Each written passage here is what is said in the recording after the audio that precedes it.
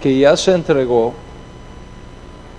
constituye el fundamento y entorno de lo que marcará la información que vamos a entregar en la clase de hoy. En la conferencia previa hablé de uno de los eventos proféticos más extraordinarios que está ocurriendo hoy en todo el mundo, y es el retorno a casa de una nueva generación de judíos que por siglos habían perdido su identidad en las naciones y ahora están regresando, confrontando al mismo tiempo y como parte de ese proceso una seria crisis psicológica, teológica, social, debido a los desafíos que el descubrimiento de la judaidad impone a nivel personal, familiar, social y religioso. Te hablé también de el judaísmo bíblico como la única religión del mundo que puede demostrar científica e históricamente su origen divino. Recuerda que di tres evidencias. Primero, lo sucedió a Moisés. Segundo, la naturaleza de la revelación de la Torá en nuestro pueblo judío. Y tercero, la naturaleza misma de ciertos mandamientos de la Torá. Y ahora tú sabes perfectamente que no hay religión en el mundo de las 15,000 religiones que existen en el mundo aproximadamente, que puedan demostrar su origen divino, con la excepción del judaísmo bíblico. Al dejar a un lado tu religión cultural y retornar al judaísmo bíblico, tú has entrado en un territorio confiable, has entrado en un territorio seguro y puedes tener la certeza de que el resto Dios lo va a ir colocando en su lugar a su debido tiempo. Así que no temas, sigue adelante en pos de la verdad, no importa dónde la verdad te lleve y no la cambies por nada. La verdad es una sola. Y su valor es tan grande que no podemos sacrificarla, ni siquiera por la amistad. En otras palabras, si algún día te ves en una posición donde tengas que elegir entre la verdad de la Torá y la amistad, no dudes en elegir la Torá. Eventualmente, si tú eliges la Torá, tus amigos que te dejan por la Torá, eventualmente la encontrarán también y vendrán a ti. Como está escrito, conviértanse ellos a ti, pero tú no te conviertas a ellos. Entonces, ten siempre presente y llévalo como un sello sobre tu mente y sobre tu corazón, que hay una sola Torá, que hay un solo y único Dios verdadero, el Dios de Abraham, Isaac, Jacob, el Dios de Israel. Esta es la primera cosa que aprendimos en la conferencia pasada. Sin embargo, te mostré que hay dos cosas más que debes de conocer bien. Y esas dos cosas que debes de conocer bien son precisamente el tema que vamos a estar tratando en la conferencia de hoy.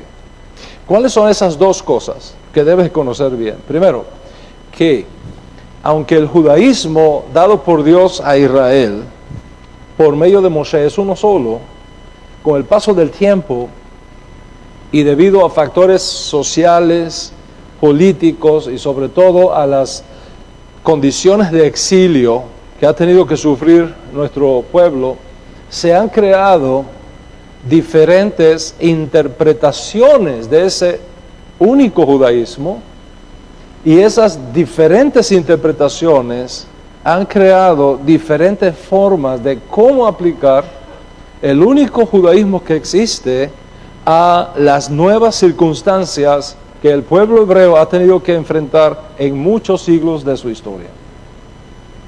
En otras palabras, el judaísmo bíblico es uno solo, pero debido a las condiciones cambiantes del pueblo y a las circunstancias que nos han rodeado por largos periodos en nuestra historia nacional, hoy día existe más de una forma de interpretación de aquel único judaísmo. Eso es lo primero que tienes que conocer. Lo segundo, que cada uno de nosotros es responsable de elegir el tipo de judaísmo que quiere como expresión de su identidad judía. Cada uno es responsable. Esto significa que nadie te puede imponer qué tipo de judaísmo tú eliges para expresar tu nueva identidad. Nadie te puede imponer qué tipo de judaísmo tú eliges para expresar tu experiencia de retorno. Eso es de tu entera responsabilidad. En otras palabras, tú eres libre para elegir responsablemente el tipo de judaísmo que deseas como expresión religiosa y social de tu nueva identidad judía, y nadie puede hacer esa elección por ti. Ser judío es una cosa, expresar esa judaidad es otra cosa. Y es aquí donde cada uno tiene que hacer su propia elección, una buena elección, una sabia elección. Y para eso tienes que estar bien informado. Recuerda, nadie te puede imponer qué tipo de judaísmo tú eliges para expresar tu identidad judía. Y debido a esto, toda la información y el conocimiento de las diferentes alternativas que se abren delante de ti son clave para que tú hagas una decisión responsable, una elección inteligente. ¿Por qué digo esto? Porque la mayoría de nuestros problemas vienen por falta de información a la hora de tomar decisiones importantes en la vida. Si miras atrás en tu propia experiencia personal, puedes descubrir que efectivamente la mayoría de las veces que hiciste algo equivocado en tu vida, lo hiciste por una falta de información, por una incorrecta información. Estoy seguro que si tú hubieras conocido bien cómo eran las cosas, no habrías hecho lo que hiciste. Y esto no tiene por qué repetirse ahora. Consecuentemente, quiero poner delante de cada uno de ustedes toda la información básica y necesaria que tú necesitas para que hagas decisiones no solamente apropiadas, sino responsables, inteligentes, consecuentes. Siempre debes tener presente que tu situación actual, hoy día, es el resultado de decisiones que tú tomaste en el pasado. Consecuentemente, dónde tú estarás dentro de 5, 10, 15 o 20 años dependerá de las decisiones que hoy tomes. Sabiendo esto y conociéndolo por vivencia personal, pongo delante de ti mi experiencia en el campo. ¿Por qué? Porque yo pasé por las mismas crisis. Yo sé lo que está pasando en ti, en tu casa. Yo lo sé, pero yo viví eso. Y puede que incluso en un momento determinado tú sientas que te quedaste sin Dios. A esos niveles. Entonces, nada es más importante para ti que estés bien informado, para que hagas buenas decisiones y para que vivas felizmente con los resultados de tu elección. Y justamente aquí es donde quiero mostrarte 3 cosas que son básicas. Número 1, al momento que alguien te diga que tú no eres libre para elegir el tipo de judaísmo que tú deseas para ti y para tu familia, al momento que tienes que colocar una banderita roja de precaución. Segundo, al momento que alguien te diga que solamente su forma de judaísmo es auténtica y que las demás no sirven, al momento que tienes que poner otra banderita de alerta. Y al momento que elijas tu judaísmo y tu rabino, es decir, tu maestro, tu guía espiritual, deja entonces de andar curioseando otras expresiones de judaísmo, sé consecuente con tu elección y sé fiel a tu rabino. Sí, lo que quiero decirte es esto: cuídate de toda forma de chauvinismo religioso.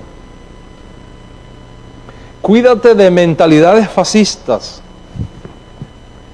Cuídate de monopolios espirituales que son exclusivistas, intolerantes y a la larga racistas, porque rechazan, odian e incluso persiguen a los que no piensan como ellos, o a los que no visten como ellos, o a los que no comen como ellos, o a los que no siguen exactamente sus creencias y sus postulados. El don más grande que Dios te ha dado es tu libertad de conciencia. Tu derecho a elegir el tipo de judaísmo que tú consideras es más apropiado para ti y que es más consecuente con tu fe. Y esa libertad para elegir la forma de judaísmo que adoptes para ti y para tu casa no solamente debe ser reconocida, debe ser también protegida. Y una vez que la adoptes, no caigas en el error de pensar que no hay espacio para los demás, o que tu judaísmo ahora es único y que todos los demás tienen que pensar ahora igual que tú, comer como tú, vestir como tú, y si no lo hacen, están excluidos. Rechaza con todas las fuerzas de tu alma caer en una mentalidad de túnel. La casa de Israel a donde tú has llegado es muy grande y todos tienen lugar en esta mies. Todos tenemos lugar. Somos muchos, pero somos un solo cuerpo. Un solo pueblo, pero 12 tribus. Un solo judaísmo, pero muchas expresiones, muchas tradiciones. ¿Qué pensarías, por ejemplo, de una manzana que le dice a una naranja: por cuanto tú no eres manzana, no eres fruta?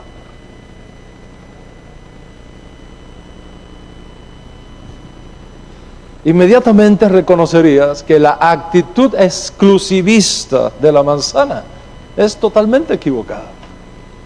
Dios creó el arco en las nubes con muchos colores y cada uno tiene su lugar y entre todos hacen una armonía extraordinaria. Procura caer en el error de ser elitista, exclusivista, de pensar que solo nosotros existimos en el mundo y que si los demás no creen como yo o no practican como yo, no son judíos. Aléjate tanto como puedas de esos grupos reaccionarios y fanáticos que te niegan el derecho a pensar y elegir libremente. Y mira que te lo he dicho, para que cuando te encuentres con ese tipo de mentalidad, ya estás advertido. Dice, eso ya a mí me lo dijeron. Y no seas arrastrado a un sistema de pensamiento que te prive tu libertad. Porque los mandamientos no vienen para esclavizarte, vienen para libertarte. Conoceréis la verdad y la verdad te libertará. Guardaré tus mandamientos y andaré en libertad. Entonces, a la hora de estudiar esto, tú debes tener un corazón donde quepa todo Israel. Profesar amor a cada miembro de nuestro pueblo Israel, los que están cercanos y los que están lejanos. Es un principio del cual nunca debemos apartarnos. Entonces, al momento de elegir el tipo de judaísmo que mejor consideres que expresa tu identidad judía, mientras más información tenga, muchísimo mejor. Y esto es precisamente lo que define el propósito de esta serie. Y para comprender mejor el tema de hoy, vamos a dividirlo en varias secciones. En primer lugar, quiero hablarte del único judaísmo que existe como elemento que no tiene alteración, el judaísmo sinaítico, el judaísmo bíblico, el judaísmo que nace precisamente en el contexto de Shavuot, que es la fiesta, la santa convocación que tenemos en unos días con nosotros.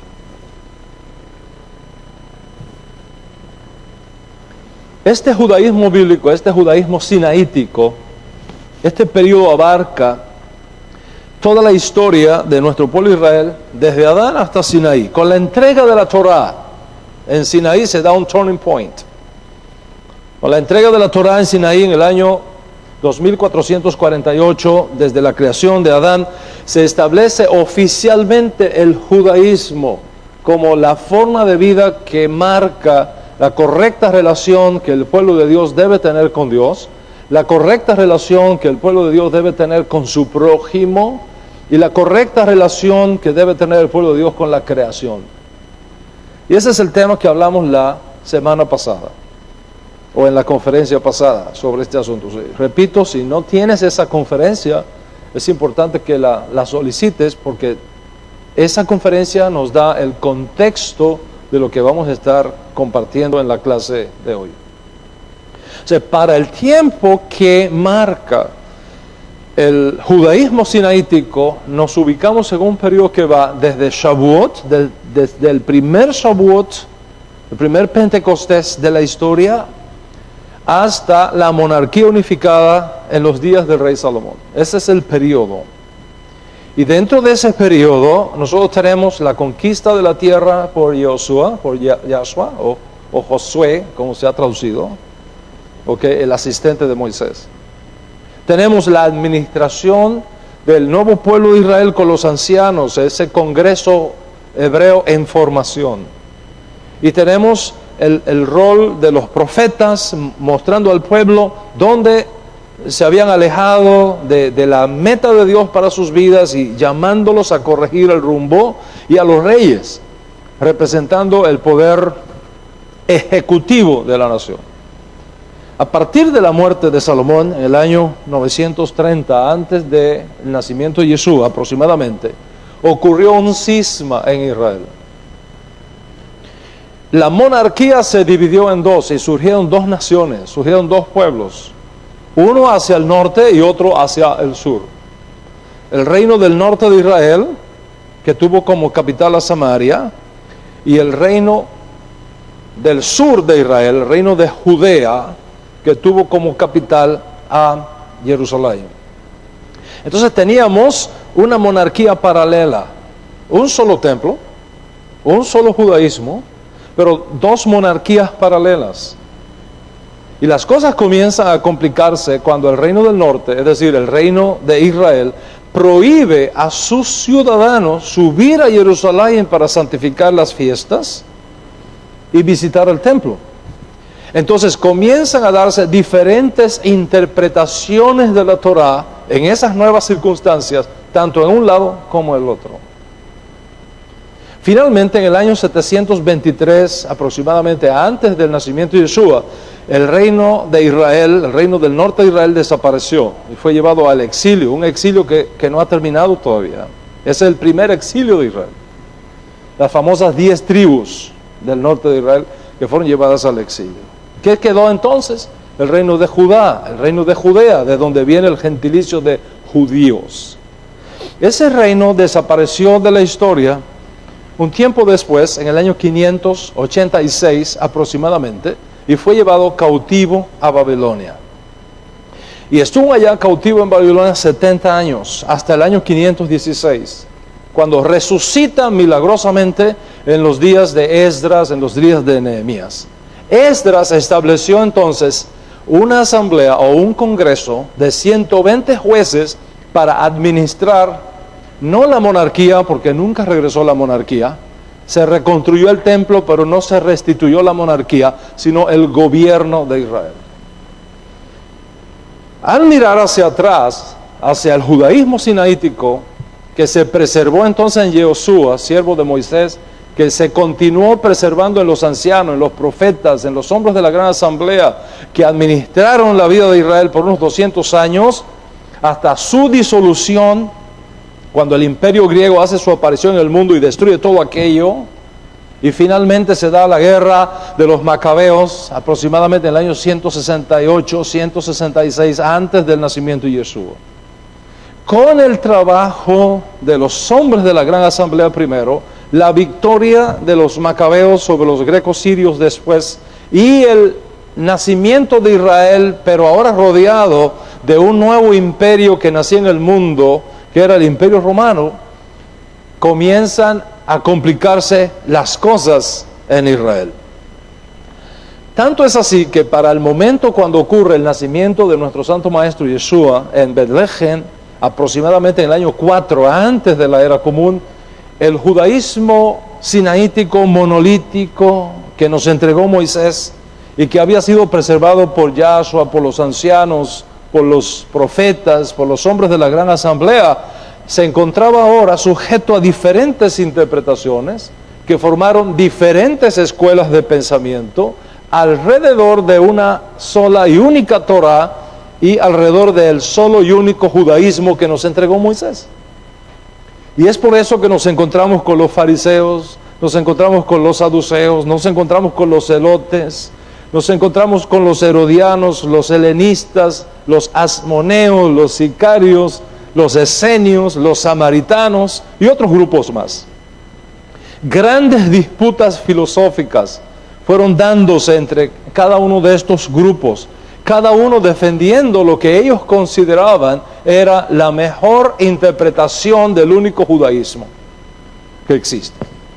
Como ves, el judaísmo es único cuando lo recibimos, pero ya para los días de Yeshua no era un pensamiento monolítico, sino multifacético, con muchas escuelas de pensamiento, diferentes interpretaciones de la Torah, diferentes prácticas, diferentes costumbres. Ese fue el mundo que vivió Yeshua. A la hora de tú estudiar a Yeshua tienes que tener mucho cuidado y verlo dentro de ese contexto, porque no todo lo que nosotros encontramos como debates y encuentros, etcétera, entre Yeshua y aquel mundo refleja un encuentro con el único judaísmo que existe. Yeshua no tuvo problemas con el único judaísmo que existe. Yeshua tuvo problemas con diferentes interpretaciones que se daban en el mundo multifacético de diferentes escuelas de pensamiento que había en aquellos días. Con la destrucción del Estado de Israel y de Jerusalén, con la destrucción del templo en el año 70, la mayoría de todas aquellas escuelas de pensamiento judía que causaron un gran despertar intelectual en todo el país fueron silenciadas. Miles de judíos fueron masacrados. Léase la guerra de los judíos de Josefo, está en español también, para que ustedes puedan captar la profundidad del desastre nacional que representó la pérdida de Jerusalén y la pérdida del templo en el año 70. Decenas de miles de judíos masacrados, decenas de miles de judíos enviados al exilio por todo el imperio romano que dominaba el mundo en aquella época. Una minoría judía logró quedar en Israel, pero bajo condiciones sociales y políticas muy difíciles, con los romanos persiguiéndolos. Todo el que fuera sorprendido de sospechoso de intentar el resurgimiento del Estado judío era condenado a muerte. La inmensa mayoría, no obstante, del pueblo judío o fue muerto o fue llevado al exilio. Los que quedaron en Israel se dieron a la tarea de reinterpretar la Torah, y esto es un punto muy importante, reinterpretar la Torah con toda la riqueza de información adicional que tenían ahora de los profetas y de los hombres de la gran asamblea. Fueron los fariseos, precisamente, los fariseos formados en la escuela del Rabí Hillel, los grandes reformadores del judaísmo post Jerusalén y templo del año 70. Lo mismo hicieron los que estaban en el exilio, sobre todo los que fueron enviados a la zona del oriente, hacia la Babilonia, los que fueron enviados hacia occidente, hacia Sefarad, la antigua España, Portugal, que eran entonces provincias romanas. Y es aquí donde nosotros comenzamos ahora a ver el surgimiento de diferentes nuevas interpretaciones del judaísmo, producto de las nuevas circunstancias que se dan sin gobierno de Israel, sin el Estado de Israel, sin Jerusalén, sin templo. En Tiberias, por ejemplo, una ciudad que está al norte de Israel, los rabinos escondidos que están allí lo transformaron en el centro cultural judío más importante después del desastre del año 70. Y los judíos que se fueron a Babilonia, allá desarrollaron una escuela de reinterpretación de la Torá sin Jerusalén y sin el templo.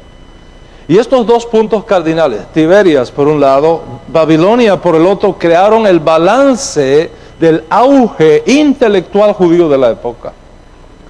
Los maestros judíos en la Babilonia del este comenzaron a realizar un enorme trabajo intelectual de cómo debemos interpretar la Torá y aplicarla al pueblo ahora que no tenemos a Jerusalén, ahora que no tenemos el templo, ahora que no tenemos sacrificios.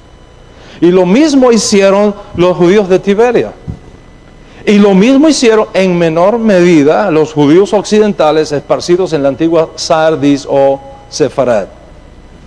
Luego vinieron otras revueltas judías contra Roma en un intento de ganar la soberanía nacional, de establecer un nuevo Estado judío, pero aquellos brotes fueron ahogados en sangre y el resultado fue que desapareció por completo todo bastión de esperanza, de reconstrucción nacional en los días del gran rabino Akiva y del gran líder militar Bar Kosiba. Estamos hablando aproximadamente del año 132 al 134 de la era común. El resultado de esto es que se formaron varias escuelas de pensamiento en el exilio. Y finalmente, para hacerte la historia corta, se crearon tres corrientes del judaísmo único que recibimos en Sinaí. Los judíos que fueron expulsados de Israel y se ubicaron en Babilonia, formaron un judaísmo que se llama el judaísmo oriental, o el judaísmo mizrahi, de Mizrah, que quiere decir este en hebreo. Son los judíos que se ubicaron en el Medio Oriente, en norte de África, en lo que es Siria, Irak, Irán, etc. Esos son los representantes del judaísmo oriental. Los judíos que fueron expulsados de Israel y que eventualmente fueron a parar a la antigua España, la antiguo Portugal, que se llamaba Sefarad, produjo el judaísmo occidental o el judaísmo sefardí, producto del nombre Sefarad. Y los judíos que fueron expulsados de Israel, que fueron a dar a la región de Askenaz, que comprende lo que hoy es Alemania, Portugal, Polonia, Rusia, Bielorrusia, Ucrania, etcétera, de la región que se llamaba Askenaz, produjeron el judaísmo askenazí. Esto significa que para el siglo XVI al XVIII, el judaísmo sinaítico, monolítico, subsistía ahora en tres grandes expresiones: el judaísmo mizrahi u oriental, el judaísmo sefardí u occidental y el judaísmo askenazí de corte alemán. Todos conservaban la liturgia sinagogal en lengua hebrea, pero en sus conversaciones diarias dentro de la comunidad usaban la lengua propia del área.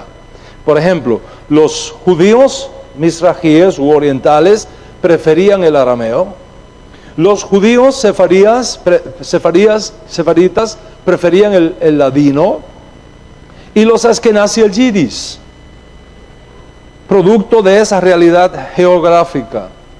Y esas diferentes zonas geográficas y esos diferentes encuentros culturales que tuvo este judaísmo en esas zonas, especialmente con el islamismo, especialmente con el cristianismo, causó que estas tres vertientes del judaísmo fue creando sus propias prácticas, fue creando sus propias costumbres que no son las mismas entre sí, aunque hay un denominador común en todos, la Torá única que recibimos desde Sinaí.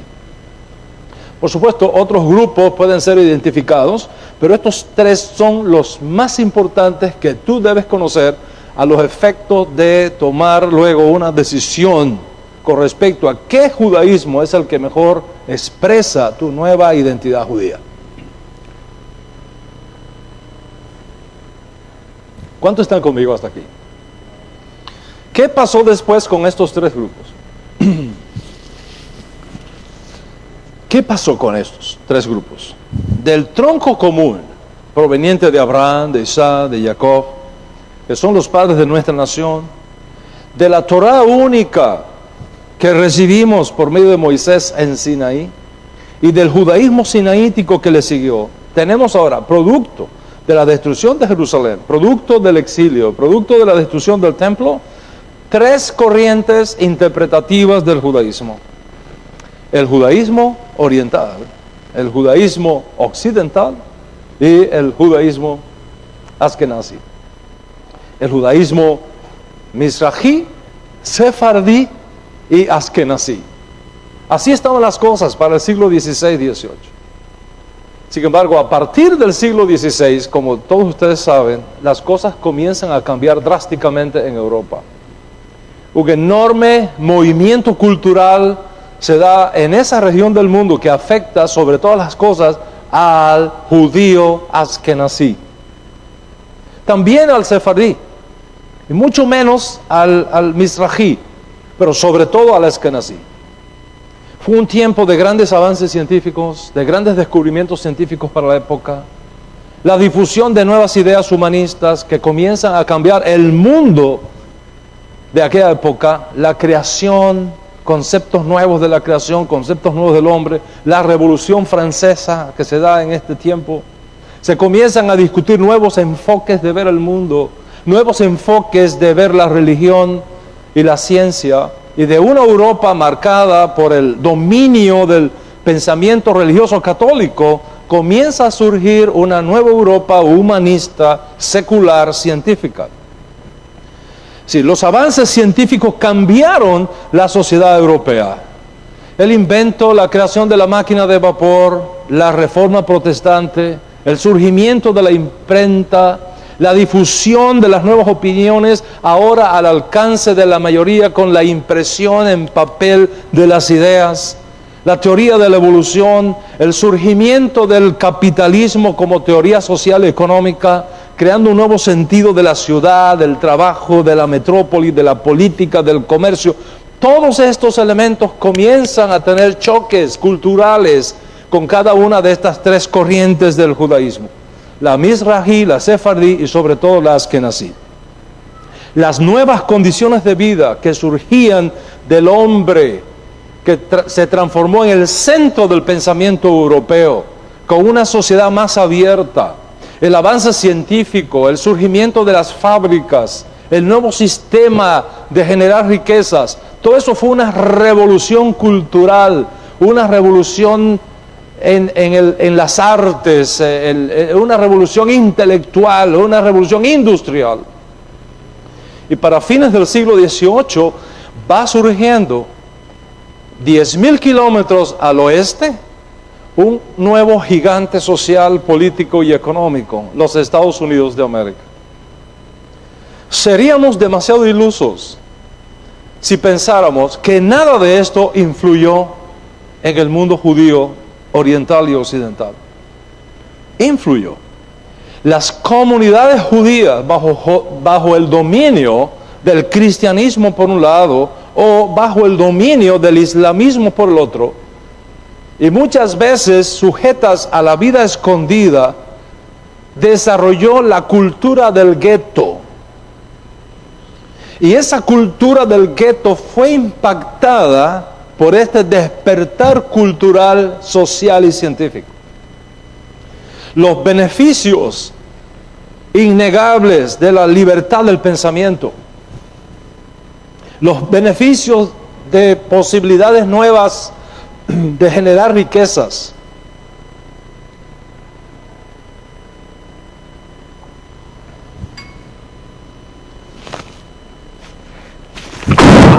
Perdón. Los beneficios de participar. Cuando ustedes vean que yo voy a estornudar, quítenle el volumen para cuidar los oídos de toda esta gente aquí. Por favor.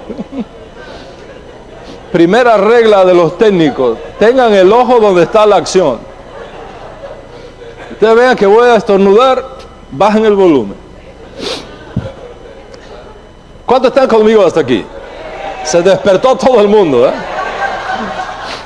Estaba diciendo los beneficios de la libertad del pensamiento, los beneficios de generar riqueza, los beneficios de participar de los avances científicos, de los avances sociales, de los avances políticos. Impactó la comunidad judía a un punto que se presentaron delante de ellos dos alternativas. Primera alternativa: seguir aislados y escondidos de la sociedad. Segunda alternativa: abandonar el aislamiento social, abandonar el aislamiento intelectual y participar de lo que era inevitable en aquella región. Y de pronto, muchas comunidades judías dispersas por toda Europa y que habían vivido bajo rechazo, sin aceptación, vieron la posibilidad de abrirse a los cambios y comenzar no solamente a recibir los beneficios de aquellos hechos, sino a formar parte activa de esos hechos. Y comienzan a darse entonces dos tendencias. Primera tendencia: la tendencia de una parte de la comunidad judía que había aceptado la cultura del rechazo, que había aceptado la cultura del gueto como un juicio del cielo por los pecados cometidos por sus padres, y que la solución sería no participar en aquellos movimientos sociales y técnicos, sino más bien buscar el arrepentimiento hacia Dios y seguir llevando hasta que el cielo quisiera el peso del exilio sobre sus hombros en una actitud de ascetismo social, de comunidad cerrada al mundo. Esa fue una reacción.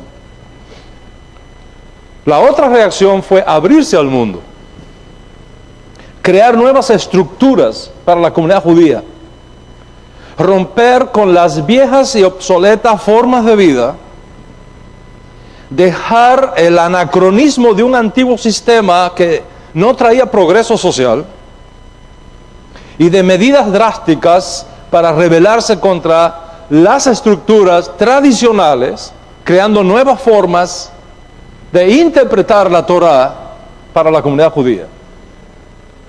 Y estas dos tendencias se repelían entre sí, eran opuestas, y comenzaron a tener choques la una con la otra.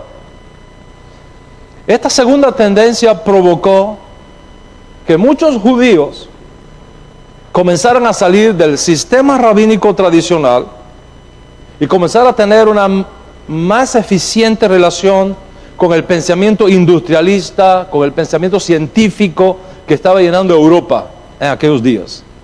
La clase media judía previó que estos nuevos vientos de Europa le estaban dando a ellos la oportunidad de reeducar el pensamiento judío, hacinado a los guetos, y considerar nuevas avenidas de desarrollo social sin abandonar necesariamente los grandes valores de la fe milenaria judía.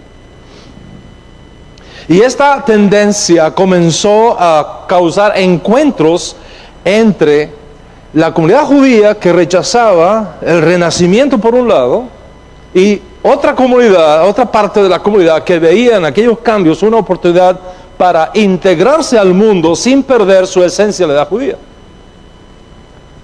La primera tendencia comienza a criticar la segunda tendencia, y la segunda tendencia a criticar la primera tendencia, diciendo que solamente con un judaísmo educado podría el judaísmo sobrevivir mucho mejor que con una mentalidad anacrónica y retrógrada. Los judíos que rechazaban abrirse a los cambios amenazaban diciendo que eso sería la apostasía y el final del judaísmo. Los que favorecían los cambios afirmaban que todo lo contrario, que la única manera de hacer del judaísmo algo relevante a la realidad del mundo y salvar a los que ya estaban en vías de asimilación. Y en esa batalla filosófica entre los que no querían participar de los cambios y los que sí querían participar de los cambios, se fue dando una tirantez tan fuerte que sería asunto de tiempo cuando un cisma se diera. Aquellos maestros judíos que defendían el cambio comenzaron a enseñar que el judaísmo sinaítico no tenía como meta la fe religiosa, sino el bien social y el adelanto científico. Comenzaron a enseñar que la fe judía no estaba en contra de la razón y que por tanto debía darse la liberación de la razón para establecer organizaciones diferentes a la sinagoga que permitiera al pensamiento judío no solamente participar, sino incluso triunfar en el campo del arte, de la ciencia y de la técnica como aporte al mundo. Los que rechazaban cualquier diálogo con aquellos nuevos vientos pensaban diferente, que la salvación de la comunidad judía estaba en mantenerse aislado del mundo, porque esto sería el secreto para triunfar contra la asimilación y la apostasía.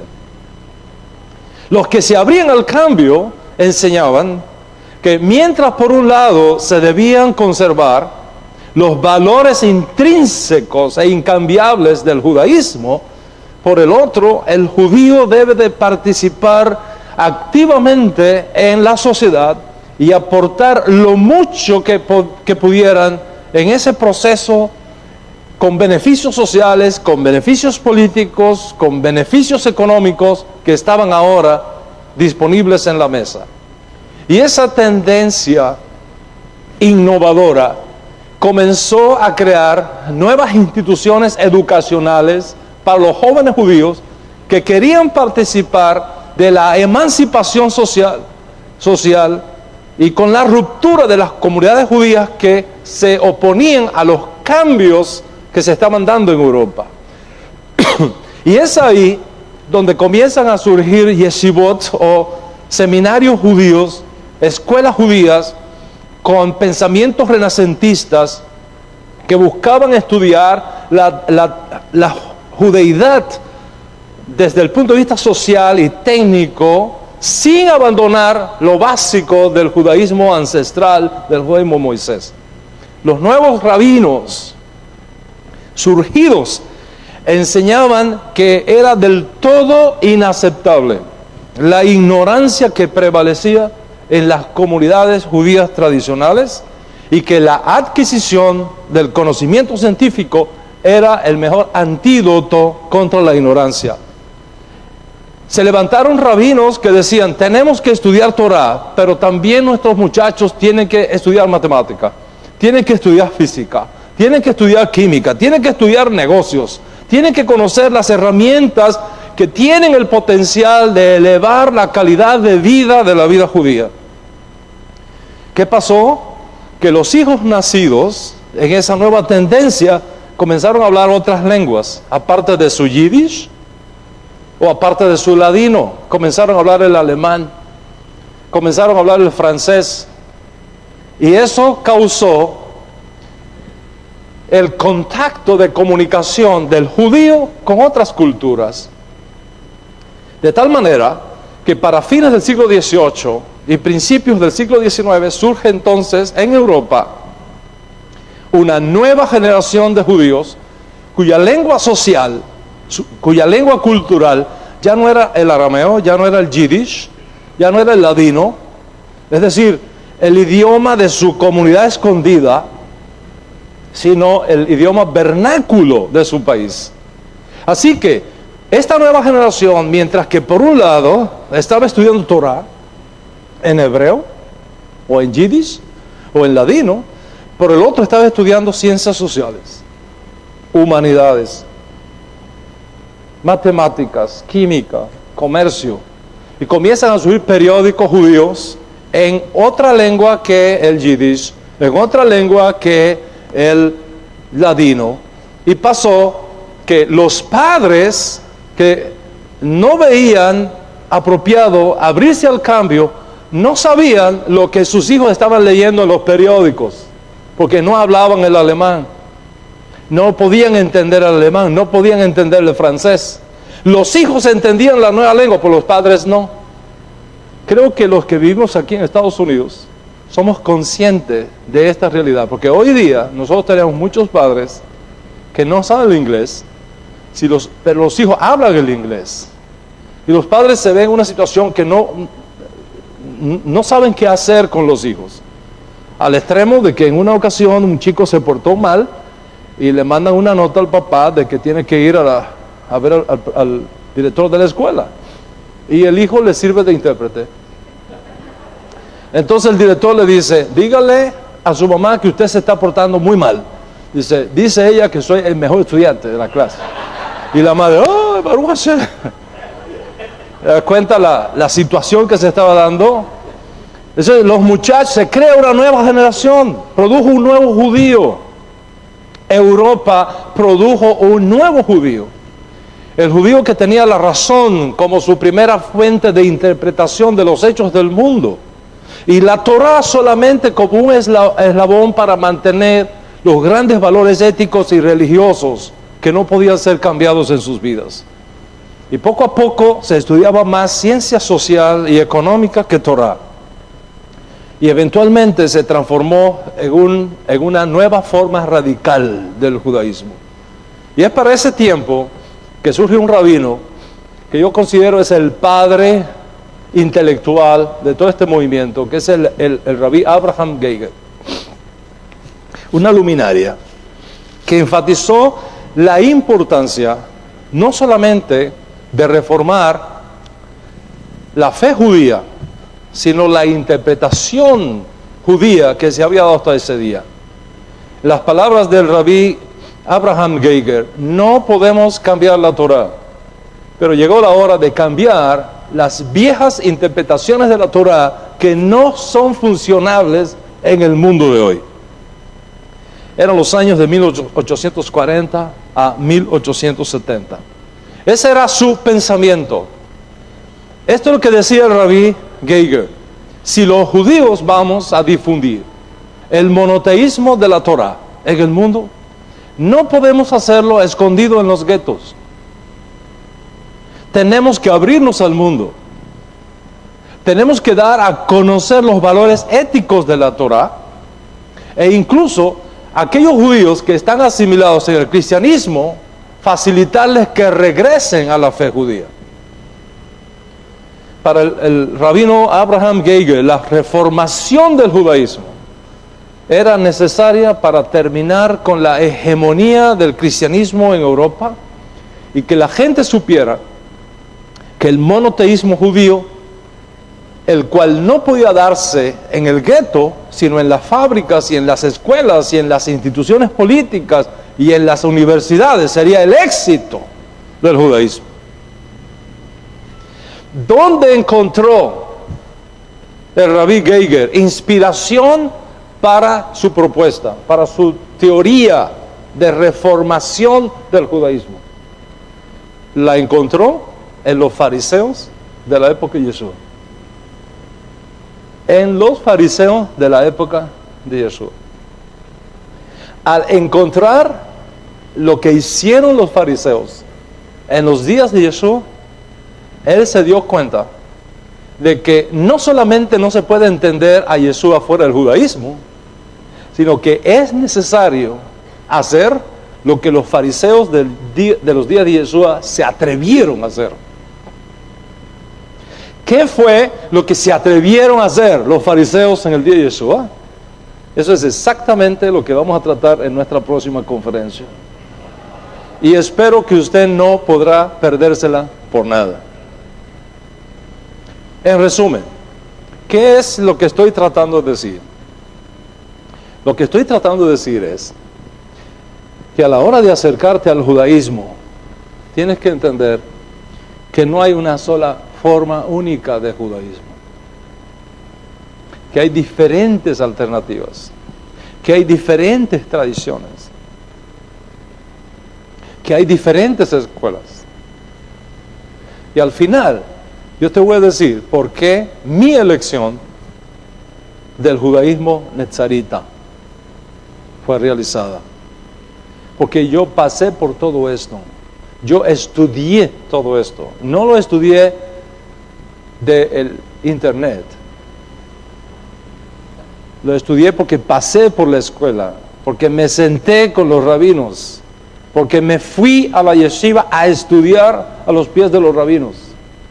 Porque yo quería elegir para mí el judaísmo que mejor representara la fe auténtica judía que me viene de Moshe, que me viene de los profetas. Pero esa decisión, cada uno de nosotros tiene que hacerla. Yo tengo que ser suficientemente transparente contigo para que tú veas todo este abanico que tenemos delante. Y entonces, con toda esa información, conscientemente, responsablemente, elijas tu judaísmo, elijas tu rabino y seas consecuente con esa elección, y que esa elección te traiga paz, que esa elección te traiga alegría, que esa elección te traiga éxito, que esa elección te haga clic, no solamente en el pensamiento, pero también en tu corazón. Shabbat Shalom.